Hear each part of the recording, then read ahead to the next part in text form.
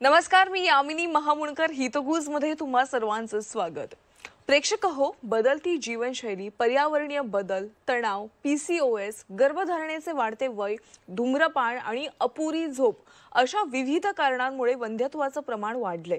त्यामुळे पालकत्वाची इच्छा असलेल्या जोडप्यांसाठी आज हितगुज मध्ये आपण प्रजनन क्षमतेवर परिणाम करणारे घटक या विषयावर डॉक्टर स्नेहा साठे यांचं मार्गदर्शन घेणार आहोत। मॅम आपल्या स्टुडिओमध्ये आलेले आहे। डॉक्टर, आपलं मनापासून स्वागत आहे झी24 तास मध्ये। नमस्कार। प्रेक्षक, डॉक्टर स्नेहा साठे या प्रजनन औषध क्षेत्रातील अत्यंत प्रतिष्ठित तज्ज्ञ असून त्यांना 15 वर्षांपेक्षा जास्त अनुभव आहे। त्या नोव्हा IVF फर्टिलिटी मुंबई येथे क्लिनिकल डायरेक्टर आणि सल्लागार म्हणून कार्यरत आहेत। तसेच चेंबूर, वाशी आणि कल्याण येथे सल्ला मसलतीसाठी देखील त्या उपलब्ध असतात। डॉक्टर साठे यांना पुराव्यावर आधारित वैद्यकीय उपचारांमध्ये प्रावीण्य असून त्यांनी असंख्य जोडप्यांना पालकत्वाचं स्वप्न साकार करण्यास मदत केली आहे। त्या प्रजनन क्षमता आणि पुनरुत्पादन आरोग्याबाबत जागरूकता निर्माण करण्यासाठी विशेषतः ओळखल्या जातात। प्रजनन क्षमतेवर परिणाम करणारे घटक कोणते आहेत हे आज आपण त्यांच्याकडून जाणून घेणार आहोत। मॅम, खूप महत्त्वाचा विषय आहे आणि विषयाशी निगडीतच पहिला प्रश्न की प्रजनन क्षमतेवर परिणाम करणारे सर्वात महत्त्वाचे घटक कोणते आहेत? प्रजनन क्षमतेवर परिणाम करणारा सर्वात महत्त्वाचा घटक म्हणजे स्त्रीचे वय। बरं, ही एक गोष्ट समजून घ्यायला हवी की स्त्रीचा जन्म जेव्हा होतो, जन्मताच तिच्या अंडाशयांमधील स्त्रीबीजांची संख्या ठरलेली असते। बरं, जन्म झाल्यापासून, इनफॅक्ट जन्माच्या आधीपासूनच ही संख्या कमी कमी होत राहते। तर स्त्रीचं वय जसं वाढतं तशी अंड्यांची संख्या कमी होते, अंड्यांची गुणवत्ता पण कमी होते आणि असलेल्या स्त्रीबीजांमध्ये जेनेटिक अबनॉर्मलिटीज असण्याची शक्यता वयानुसार वाढते। तर नॉर्मली 20-30 वय असेपर्यंत फर्टिलिटी ठीक असते, कारण स्त्रीबीजांची संख्या गुणवत्ता बरी असते।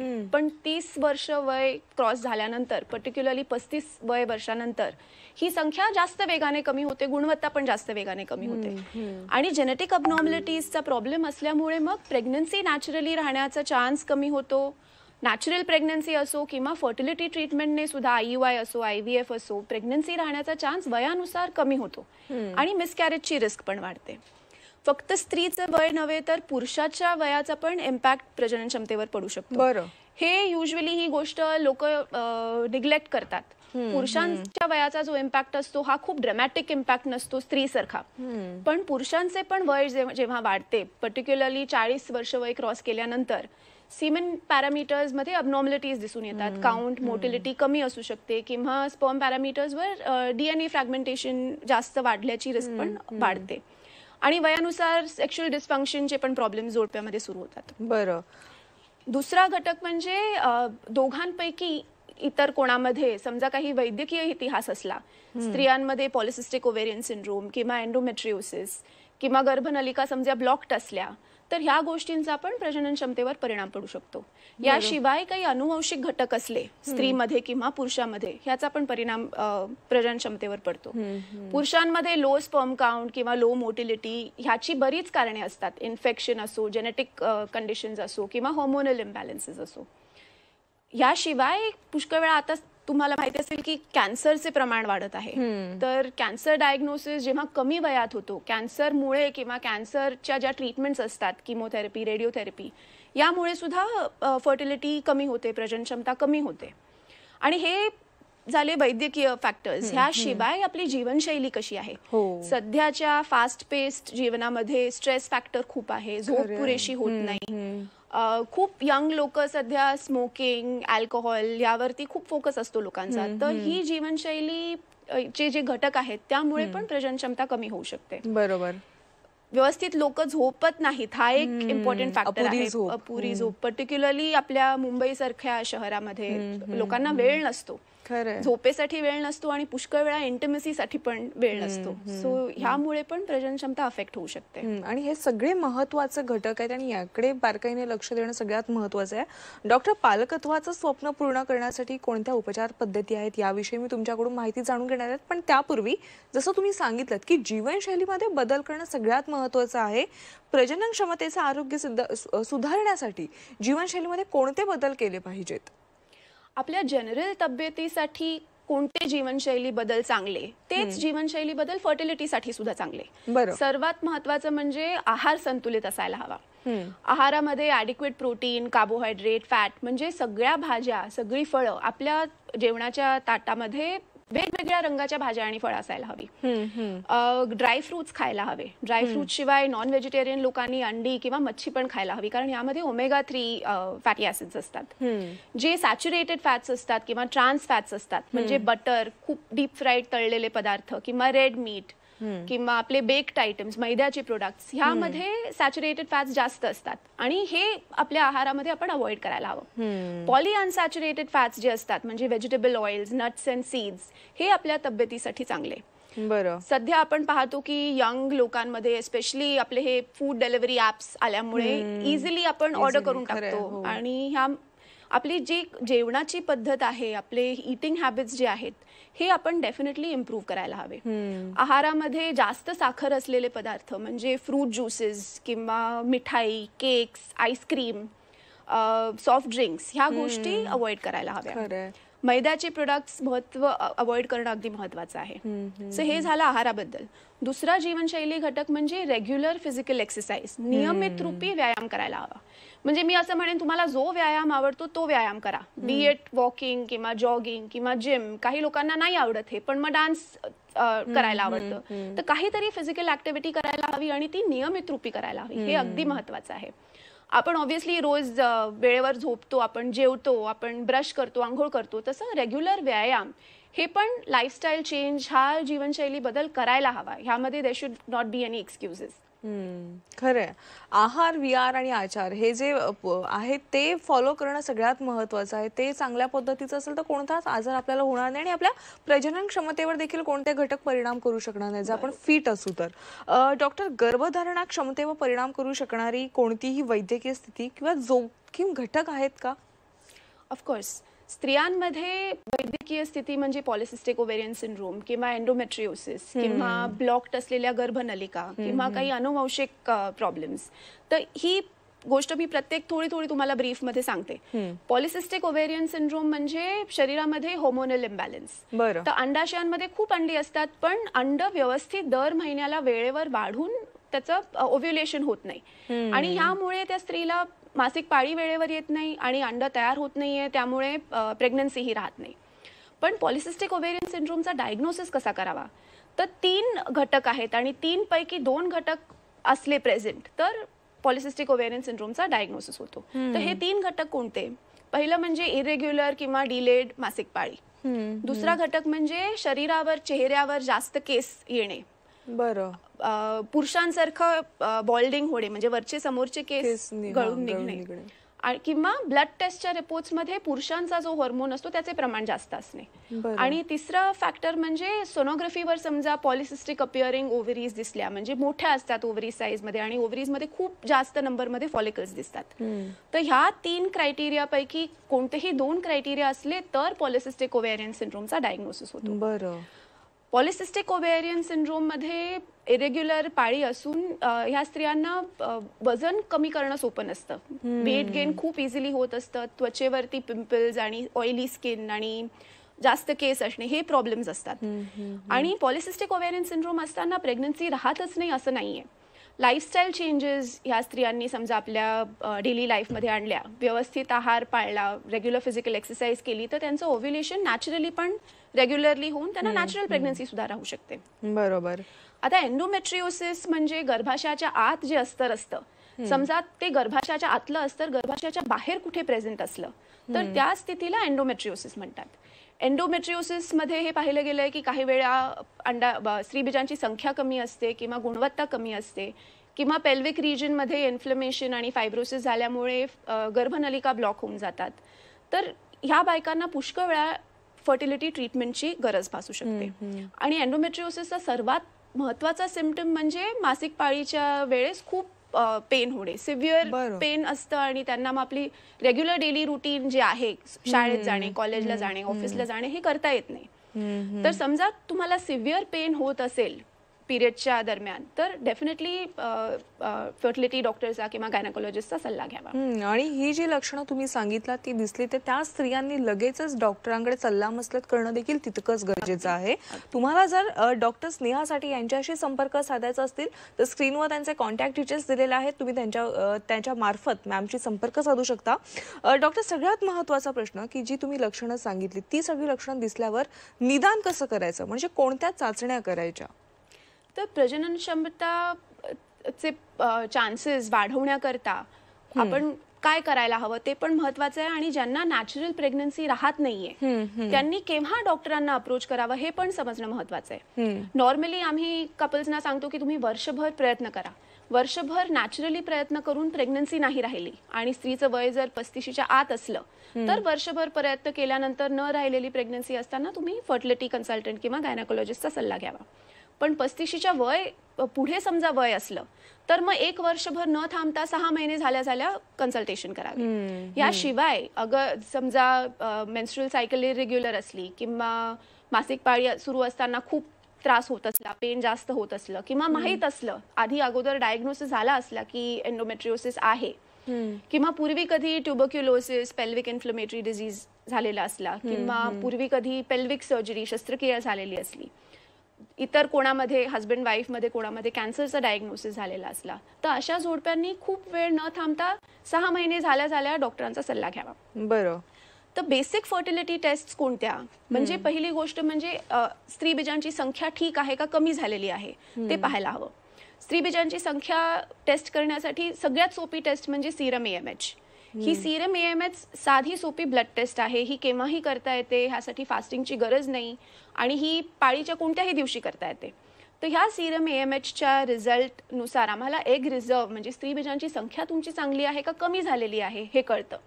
AMH समजा कमी असलं तर त्याचा अर्थ असा नव्हे की फर्टिलिटी कमी आहे, पण AMH समजा कमी असलं तर आपला प्लॅन फर्टिलिटी ट्रीटमेंटचा असा असावा की लवकरात लवकर प्रेग्नन्सी राहिलेली बरी, कारण वेळेनुसार ही AMH ची व्हॅल्यू जी आहे ती कमीच होत जाते. दुसरी टेस्ट म्हणजे स्त्रीची ट्रान्सव्हजायनल सोनोग्राफी एक करून घ्यायला हवी. तर त्या सोनोग्राफीमध्ये अंडाशय, गर्भाशय ह्या गोष्टी व्यवस्थित दिसून येतात. काही फायब्रॉइड्स आहेत का, पॉलिप्स आहेत का किंवा अंडाशयामध्ये काही सिस्ट आहेत का हे आपल्याला सोप्या ट्रान्सव्हजायनल सोनोग्राफीमध्ये कळतं. तिसरी टेस्ट म्हणजे पुरुषाचं सीमेन टेस्ट, हस्बंडची सीमेन टेस्ट एखाद्या चांगल्या लॅबोरेटरीमध्ये करून घ्यायला हवी. समजा स्पर्म काउंट मोटिलिटी चांगली असली तर मग पुरुषामध्ये काही प्रॉब्लेम नाहीये हे ह्याची आपल्याला खात्री होते. आणि ह्या टेस्टचे रिपोर्ट्स काय आहेत त्यानंतर आपल्याला बाकी काही टेस्ट करायच्या का ते ठरवायला हवं. म्हणजे चौथी एक टेस्ट म्हणजे गर्भाशयाच्या लागून ज्या गर्भनलिका असतात त्या ओपन आहेत की नाही ते पण पाहणं महत्वाचं आहे. समजा गर्भनलिका ब्लॉक्ड असल्या तर मग नॅचरल प्रेग्नन्सी किंवा IUI प्रेग्नन्सी राहू शकत नाही. आणि गर्भनलिका ब्लॉक्ड असल्या तर काही हिस्ट्रोलॅप्रोस्कोपी करून त्या आपल्याला ओपन करता येत आहेत का ह्याची पण चर्चा मग त्या जोडप्याला आपल्या डॉक्टरांसोबत करावी लागेल. बरोबर. तर हे झाले बेसिक फर्टिलिटीचे टेस्ट. बरं डॉक्टर, सध्या मार्केटमध्ये अनेक आधुनिक उपचार पद्धती आलेल्या आहेत. आता तुम्ही ज्या काही टेस्ट सांगितल्या त्या टेस्ट झाल्याच्या नंतर जेव्हा निदान होतं त्यानंतर कोणत्या उपचार पद्धती करायच्या आणि यामध्ये कोणत्या प्रकारच्या चांगल्या पद्धतीच्या आधुनिक उपचार पद्धती आल्या आहेत? तर समस्या बेसिकली त्या जोडप्याची काय आहे हे जाणण्यासाठी त्यांची डिटेल्ड वैद्यकीय इतिहास म्हणजे संपूर्ण मेडिकल हिस्ट्री आम्हाला घ्यावी लागते आणि योग्य त्या टेस्ट करून घ्याव्या लागतात. ते झाल्यानंतर नेमका उपचार काय करायचा ते ठरवता येतं. पुष्कळ लोकांना काही फर्टिलिटी ट्रीटमेंटची गरज नसते. सिम्पल काउन्सिलिंग, फर्टाईल विंडो काय आहे का, काही थोडेफार हॉर्मोनल इम्बॅलन्सेस असले तर ते करेक्ट करून वय कमी असताना आणि रिपोर्ट्स थोडेफार ओके असताना नॅचरल प्रेग्नन्सी पण राहू शकते. पण काही वेळा IUI किंवा IVF चा सल्ला द्यावा लागतो. IUI सोपी आणि साधी फर्टिलिटी ट्रीटमेंट आहे. IUI मध्ये अंडवाढीची फक्त औषधं दिली जातात. सोनोग्राफी करून फॉलिकल केव्हा रेडी होत आहे ते पाहावं लागतं आणि फॉलिकल रेडी झालं की हस्बंडना सिमेन सॅम्पल द्यावं लागतं. ते लॅबोरेटरीमध्ये वॉश करून फक्त गर्भाशयात सोडलं जातं. बरं. ही झाली सिम्पल सोपी IUI ची ट्रीटमेंट. दुसरं ट्रीटमेंट ऑप्शन आहे IVF किंवा ICSI ज्याला आपण ICSI म्हणतो. तर IVF मध्ये स्त्रीबीजेचा नंबर वाढवण्याकरता किंवा अंडवाढीसाठी इंजेक्शन्स द्यावी लागतात कारण जास्ती अंडी तयार झालेली बरी असतात. तर ही इंजेक्शन्स रोज 10-12 दिवस घेतल्यानंतर जेव्हा फॉलिकल्स रेडी होतात तेव्हा ऑपरेशन थिएटरमध्ये भूल देऊन आपण एग रिट्रीवल करतो. त्या दिवशी कळतं की नेमकी किती एग्स मिळाली आहेत, मॅच्युअर एग्स कोणती आहेत. मग त्या दिवशी हस्बंडना स्पर्म सॅम्पल द्यावं लागतं. स्त्रीबीज आणि स्पर्मचं फलन लॅबोरेटरीमध्ये केलं जातं.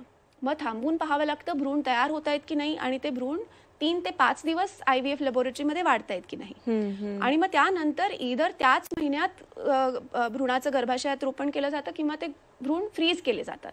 तर हे त्या जोडप्याच्या पर्टिक्युलर सिनॅरिओ पाहून आपल्याला ठरवावं लागतं. तर ही झाली IVF ची ट्रीटमेंट. काही वेळा काही कपल्सना डोनर एग्स किंवा डोनर स्पर्मची गरज सुद्धा असू शकते. बरोबर. मॅम, प्रजनन क्षमतेमध्ये उपचारांमध्ये यश मिळण्याची देखील किती शक्यता असते? यामध्ये एक सक्सेस रेट देखील असतो. तर यामध्ये आपल्याला यश मिळण्याची किती शक्यता आहे आणि उपचारांच्या परिणामांवर कोणते घटक परिणाम करू शकतात? सो फर्टिलिटी ट्रीटमेंटमध्ये सगळ्यात मोठा हा प्रॉब्लेम आहे की ह्यामध्ये there is no black and white. आणि ह्यामध्ये 100% गॅरंटी कोणालाही देता येत नाही. नॅचरली वय जसे स्त्रियांचे वाढते तसा सक्सेसचा चान्स कमी कमी होतो. नॅचरल प्रेग्नन्सी मध्ये सुद्धा आणि IUI आणि IVF मध्ये सुद्धा. त्यामुळे सर्वात महत्वाचा घटक इज वाईफ्स एज, म्हणजे स्त्रीचे वय. स्त्रीबीजांची क्वालिटी कशी आहे, स्पर्मची क्वालिटी कशी आहे, तयार झालेल्या भ्रूणाची क्वालिटी कशी आहे, आणि शेवटची गोष्ट म्हणजे गर्भाशयाचं अस्तर व्यवस्थित तयार होतंय की नाही. या 3-4 गोष्टी पाहिल्या तर सक्सेसचे चान्सेस काय आहेत ते आपल्याला कळून येतात. पण जनरली स्पीकिंग कमी वयाच्या स्त्रियांमध्ये, कमी वयाच्या पुरुषांमध्ये गर्भाशय नॉर्मल असताना सक्सेस रेट चांगले असतात. बरं. आता IUI ही साधी सोपी ट्रीटमेंट असल्यामुळे पुष्कळ वेळा IUI चा सल्ला सुरुवातीला दिला जातो.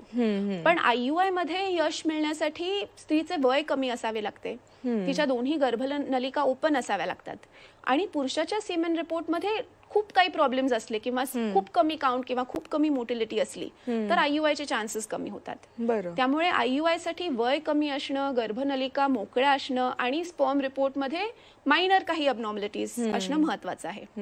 IUI मध्ये कितीही वेळा जरी आपण प्रयत्न केला तरी प्रेग्नन्सीचा चान्स जास्तीत जास्त 10-15% असतो. बरं. 10-15% म्हणजे 10 जोडपे जर IUI ने प्रयत्न करत असले तर 10 पैकी 1-2 जोडप्यांना प्रेग्नन्सी राहते. समजा त्यांचे रिपोर्ट्स ठीक असले तर आपल्याला IUI 2 ते 3 सायकल्स करून पाहता येतं, आणि 2-3 सायकल करूनही नाही राहिली प्रेग्नन्सी तर मग IVF ICSI चा विचार करावा लागतो. बरं. आता IVF ICSI चे सक्सेस रेट्स मेनली अवलंबून असतात स्त्रीच्या वयावरती. वय कमी असताना सक्सेस रेट्स चांगले असतात. इनफॅक्ट 60 ते 70% पण सक्सेस रेट्स असू शकतात. बरं. वय जसं वाढतं स्त्रीचा तसा तो यशाचा दर कमी होतो. डॉक्टर, मगाशी तुम्ही एक उल्लेख केलात एग फ्रीजिंगचा. तर नेमकं एग फ्रीजिंग काय असते ही संपूर्ण प्रोसेस, आणि ते कधी करावं, कुणी करावं? तर सध्या तुम्ही पाहिलं तर पुष्कळ वेळा आपण पाहतो की स्त्रियांना करिअरवर किंवा जॉबवरती किंवा एज्युकेशनवर फोकस करायची इच्छा असते.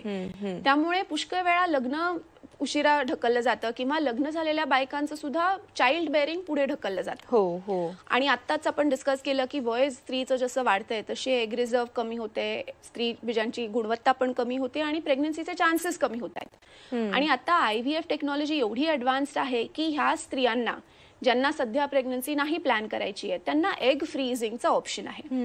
इनफॅक्ट मी माझ्या प्रॅक्टिसमध्ये पुष्कळ कपल्सना पाहते जे स्त्रीचं वय ऑलमोस्ट 40s मध्ये असतं आणि 40 वय वर्ष असताना प्रेग्नन्सीचे चान्सेस IVF ने कमी होतात. तर अशा स्त्रियांनी समजा वय कमी असताना त्यांची एग्स फ्रीज केली असती तर त्यांना ऑप्शन असतं की पुढे जाऊन जेव्हा प्रेग्नन्सी प्लॅन करायची आहे तेव्हा स्वतःच्या एग्सने त्यांना प्रेग्नन्सी राहण्याचे मग चान्सेस असतात. तर हे एग फ्रीजिंग कोणी करावं हा पण एक महत्वाचा प्रश्न आहे. समजा तुमचं वय लेट 20s मध्ये आहे किंवा अर्ली 30s मध्ये आहे आणि सध्या काही लग्नाचा विचार नाहीये किंवा लग्नाचा विचार आहे पण मूल सध्या नको आहे, तर अशा स्त्रियांनी आपली एग्स फ्रीज करून ठेवण्याबद्दल विचार करायला हवा. आणि खरं तर हा जो संपूर्ण प्रवास आहे IVFचा किंवा एग फ्रीजिंगचा वगैरे, भावनिकदृष्ट्या, आर्थिकदृष्ट्या आणि मानसिकदृष्ट्या खूप स्टेबल राहणं देखील तितकंच गरजेचं आहे. काय कधी कधी जे कपल असतात ते मध्येच उपचार देखील सोडून जातात. तर अशा काही कपल्सना तुम्ही Zee24च्या माध्यमातून काय सल्ला द्याल? तर मी इनफॅक्ट असं म्हणेन की IVF टेक्नॉलॉजी आता सध्या एवढी ॲडव्हान्स्ड आहे की सक्सेस रेट्स चांगले आहेत, पण यश न मिळण्याचे सर्वात मोठे आणि सर्वात महत्वाचे कारण आहे की कपल्स लवकर ट्रीटमेंट सोडून देतात, म्हणजे ड्रॉपआउट रेट जास्त असते. तर पुष्कळ वेळा लोकांना असं वाटतं की ड्रॉपआउट रेट जास्त असण्याचे कारण आहे की फायनान्शियल स्ट्रेन.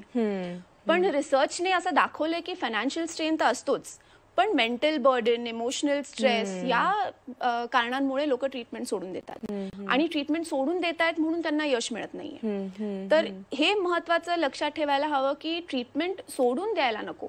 कारण तुम्ही एक सायकल जेव्हा IVFचं करता फॉर एक्झाम्पल, तर त्या सायकलमध्ये स्त्रीचा स्टिम्युलेशनला रिस्पॉन्स कसा आहे, आपल्याला एग्स हवी तेवढ्या नंबरमध्ये मिळाली आहेत का, त्या एग्सची गुणवत्ता चांगली आहे का, एम्ब्रिओज चांगल्या क्वालिटीचे बनले आहेत का, एवढं सगळं आपल्याला मग तपासता येतं.